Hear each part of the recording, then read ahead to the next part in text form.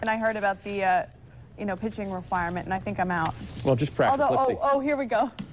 Oh, I'm sorry. Didn't mean to Get him do that. off the screen. What is for dinner? We all have that moment when we're standing in the kitchen wondering, what can we make? Well, the key is to have a smart pantry. This will help kickstart your morning for you. We're checking out what's making headlines in your area. Our Simon desk editor gets upset when we read his newspaper, so we can't read that one. But we're going to check out the Green Valley newspaper. One thing you don't want to do.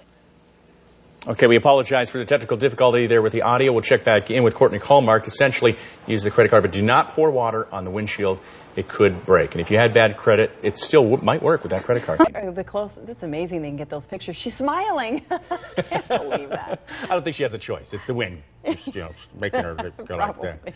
It's 5:15. Never seen any Star Wars, I'm going to admit, so I can't even come back with a line for you.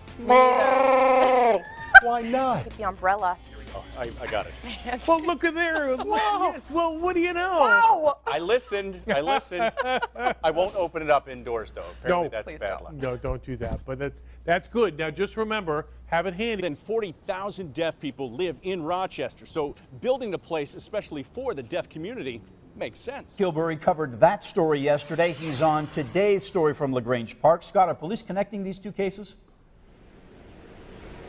Well, when we spoke to Rochester Police today, they were not answering our questions, but we can tell you that state police were here today. We can only guess that they were trying to connect anything with their investigation from yesterday in Caledonia. Now, in that situation, as mentioned, it was in a remote area along a cornfield. Today, it's in the city at a park where children play. The scene is still taped off, and the car is still in the ravine. The exit is still closed, and it started more than 5 hours ago with an alleged shoplifting incident more than 10 miles away. Safety building. Scott?